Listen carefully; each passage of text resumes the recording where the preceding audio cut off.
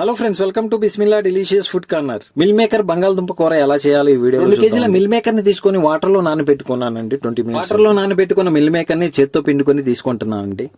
ఈ meal maker ని చిన్న చిన్న పీసెస్ గా కట్ చేసుకుంటున్నాను. 1 కేజీ బంగాళదుంపలను తీసుకుని చిన్న చిన్న పీసెస్ గా కట్ చేసుకున్నాను. 1 కేజీ ఉల్లిపాయలు, 50 గ్రాముల మిరపకాయలను కట్ చేసుకున్న బంగాళదుంప ముక్కల్ని ఆయిల్లో ఫ్రై చేసుకుని తీసుకుంటున్నానండి.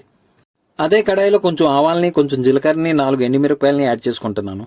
మనం కట్ చేసుకుని పెట్టుకున్న ఉల్లిపాయలు మరియు మిరపకాయలని కూడా యాడ్ చేసుకుంటున్నాను.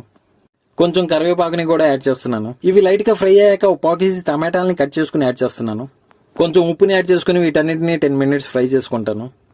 10 మినిట్స్ తర్వాత కొంచెం ధనియా పౌడర్ని, కొంచెం పసుపుని, కొంచెం కారాన్ని, కొంచెం గరం మసాలాని యాడ్ చేసుకుంటున్నాను. వీటన్నిటిని బాగా కలుపుకొని మనం ఫ్రై చేసిన బంగాళదుంప ముక్కల్ని యాడ్ చేస్తాం. అలాగే మనం కట్ చేసుకున్న మిల్ మేకర్ ముక్కల్ని కూడా యాడ్ చేసుకుంటాం. వీటన్నిటిని బాగా కలుపుకొని ఒక 10 మినిట్స్ వీటిని ఫ్రై చేసుకుంటాం. 10 మినిట్స్ కంప్లీట్ అయిపోయింది. ఇక్కడతో మన కూర కూడా అయిపోయిందండి.